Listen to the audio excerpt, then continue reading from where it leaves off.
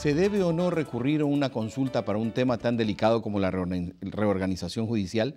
En el siguiente reportaje escucharemos comentarios a favor y en contra de la propuesta presidencial. El doctor Jaime de Merval opina que la consulta es una herramienta válida para reformar la justicia e inclusive sugiere cómo debe ser formulada la interrogante. ¿Está usted de acuerdo en sustituir el método actual y permitir que una comisión de 3 miembros decida la integración de la función judicial? Bueno, sí, pero antes o después, en la misma hoja de papel, está perfectamente claro que solamente se podrá elegir a esas 3 personas dentro de la nómina B, por ejemplo, 2 docenas de miembros mencionados por sus nombres y apellidos. Entonces, en esta forma, una consulta calificada nos lleva a una solución inmediata. La titular de Justicia de Guayaquil, doctora María Leonor Jiménez, opina que no es prudente responder en una consulta al calor de las emociones, sobre todo en temas tan delicados. Como preguntarle a la ciudadanía, ¿quieren ustedes que haya pena acumulativa? ¿Quieren ustedes que se quiten las medidas alternativas a la prisión preventiva? Son cosas que tienen que ver con la política penal y hay 2 temas que no pueden ser consultados porque son temas de decisiones estratégicas del Estado. Son los temas penales y los temas tributarios. El tema no cruza por una reforma constitucional, es más, está impedida esa reforma por el artículo 84 de la Constitución, que dice que en ningún caso la reforma de la Constitución, las leyes, estas normas jurídicas ni los actos de poder público atentarán contra los derechos que reconoce la Constitución. Y ya la Constitución está reconociendo derechos, pues. No preguntarle al pueblo orientándolo ya para que diga sí, porque así se está pensando de lo que yo veo. Quieren que el pueblo pronuncie sí. En una consulta que contiene una serie de preguntas, una vinculada con el tema judicial, otro con los toros, en fin, una serie de aspectos que se quieren hacer en un solo paquete para lograr un éxito momentáneo de carácter electoral. El costo de la consulta popular superaría los 30 millones de dólares. Independiente de la posición política que adopten las personas en torno a la consulta popular, porque lógicamente aquí va a tratarse en un momento dado una polarización política, tal como dijo el doctor Solórzano, quizás el presidente busca una especie de preaprobación a su gestión, pero quienes acaban de ser entrevistados en el reportaje, el doctor Santana especialmente, el doctor López, ponen un antecedente que tiene relación con lo que usted tocó hace un momento. ¿Hasta qué punto este proceso maneja un fondo realmente constitucional? El proceso, como ya lo he sostenido, se aleja de la normativa constitucional. Las enmiendas y las reformas tienen, cuando provienen por la vía de una consulta, tienen 2 procedimientos.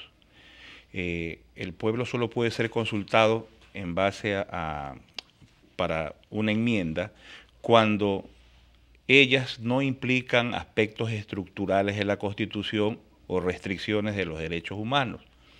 Así lo establece el artículo 441 de la Constitución. Entre las preguntas, precisamente lo que se busca es reformar la estructura, parte de la estructura del Estado, que escogió en la Constitución situar al Consejo de la Judicatura como el órgano de control y gobierno de la función judicial. Y por otro lado, se busca reformar el tema de la caducidad de la prisión preventiva, que también atiende a un tema de derechos humanos que no pueden ser interpretados en forma restrictiva. Ya la Constitución estableció un lapso máximo por el cual una persona puede estar detenido con una orden de prisión preventiva, y ahora se lo quiere modificar para ampliar ese lapso. Eso se llama regresión del derecho en cualquier parte del mundo. Y, por supuesto, que atenta contra tratados internacionales de derechos humanos y de la Constitución. Doctor Solórzano, visto así, de que hay una evidente contradicción con lo que dice la ley, ¿cuál debería de ser entonces la posición ¿O cómo debería analizarlo la Corte Constitucional este tema? Mire, primero comienzo diciéndole yo que la Corte Constitucional, parece mentira lo que pasa en el Ecuador. La función de control constitucional es nombrada inconstitucionalmente, porque se nombraron ellos, nadie les ha dado atribuciones para nombrarse vocales de la Corte Constitucional o jueces de la Corte Constitucional.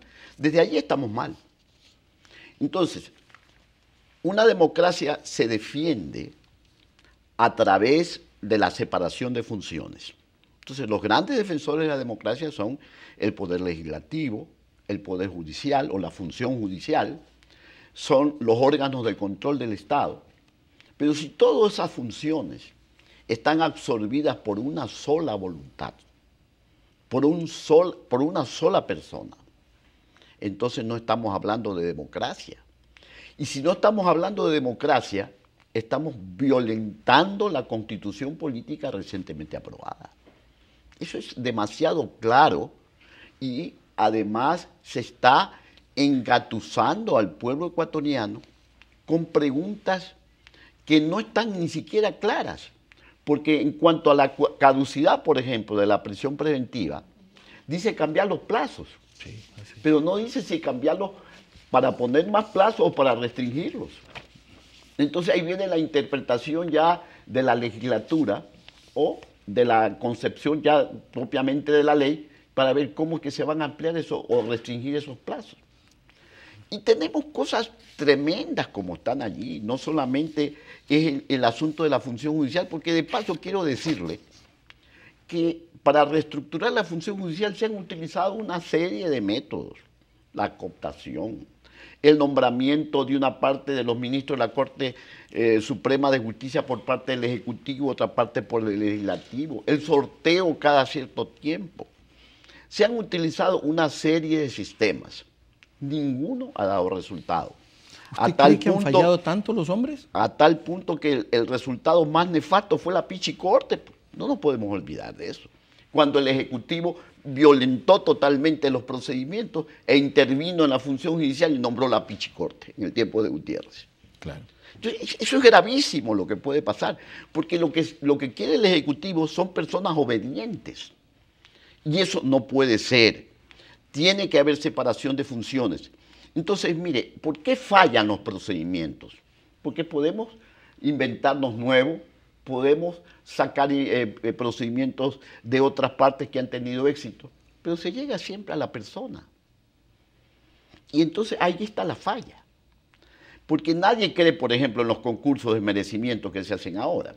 Todos son amarrados. Entonces, ¿a dónde llegamos? A la persona. ¿Cómo podemos ponerle mucha ética, mucha moral a los administradores o a los operadores de justicia, como se llama ahora?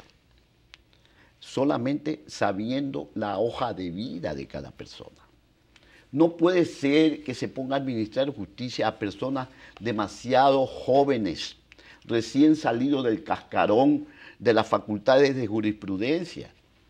Por eso es que incluso en la medicina, los médicos tienen que hacer primero un rotativo para conocer todos los hospitales y después hacer una medicina rural y recién después de eso pueden ejercer la profesión. Acá no. Acá tranquilamente llenando un buen currículum a través de masterados que se consiguen prácticamente pagando mucho dinero en una buena parte, se llenan currículos enormes. Entonces, seguramente a nosotros que tenemos mucha experiencia judicial, viene un nuevo joven, nos presenta una carpeta de currículum enorme y seguramente con currículum nos valen. Pero esos currículum están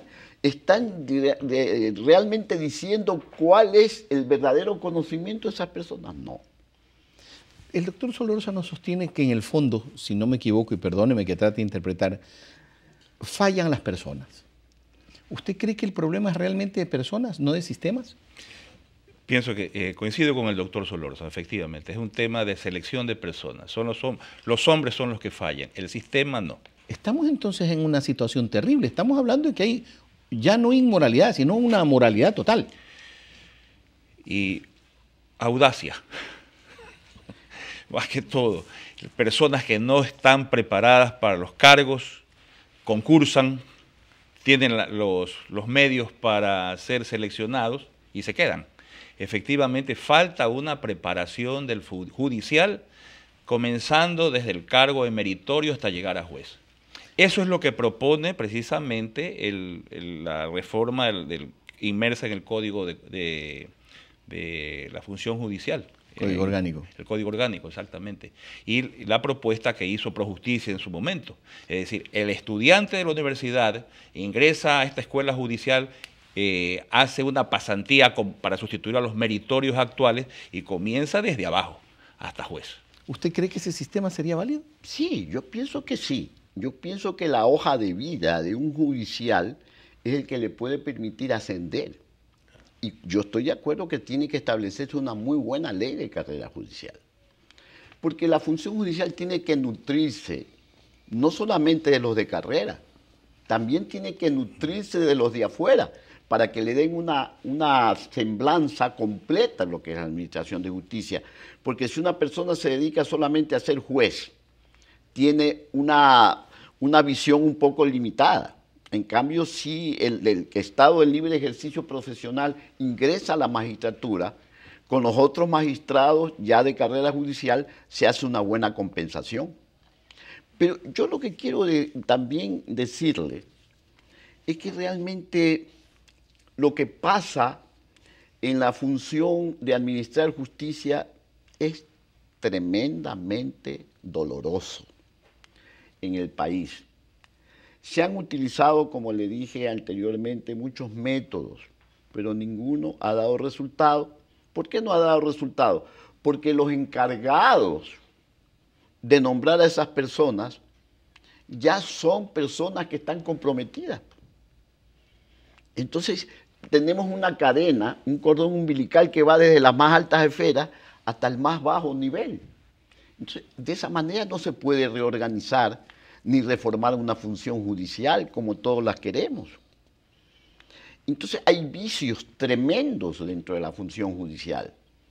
¿Cómo se logran quitar esos vicios? Usted habla de projusticia, yo le puedo decir muchas cosas de projusticia y vale la pena o la oportunidad. Cuando yo fui presidente quedaron 20 millones para modernizar la función judicial. Y yo le pregunto al abogado Yal, que manejó projusticia mucho tiempo, ¿qué pasó con los 20 millones? ¿A dónde está la modernización de la función judicial? ¿Qué hicieron con esos recursos? Aquí se cometen barbaridades a cada rato. Para que el público conozca qué es Projusticia. Projusticia es un organismo que se dedicó o se formó precisamente para estudiar los problemas de la función judicial en vista de mejorarla y modernizarla. Ya, pero depende de la función judicial. Sí, es un organismo adscrito a la función judicial. Fue primero adscrito a la Presidencia de la República en tiempo de Sixto Durán, pero ahí después se logró que fuera adscrito a la propia Administración de Justicia. Como corolario de esta segunda parte, el doctor manifiesta que es necesario permitir la entrada de abogados en libre ejercicio a la función judicial luego de lograr esta especie de reorganización a través de las escuelas de formación judicial. ¿Hasta qué punto esos abogados no vendrían a contaminar el sistema un poco purista que se hubiera implementado? Bueno, también tiene que establecerse una selección en base a los antecedentes del profesional. Pues. Claro. Es lo que yo hace un rato señalaba. Los abogados conocemos bien cuáles son los méritos y las falencias de nuestros colegas. Es decir, dentro del mismo medio, los colegios de abogados, las facultades de jurisprudencia, pueden dar esa información que se precisa para conocer la hoja de vida de ese profesional, que estoy de acuerdo con el doctor Solórzano que remozaría la Administración de Justicia porque habrían dos visiones, la visión del judicial, burócrata y la del libre ejercicio, ¿no? Así es. Es momento de hacer una segunda pausa en Mesa de Análisis, luego continuamos y volvemos precisamente sobre la estructura que deberá de manejar esta comisión que está proponiendo el presidente de la República para que designe o que reemplace al Consejo de la Judicatura y que designe al nuevo sistema judicial. Volvemos luego de los siguientes mensajes.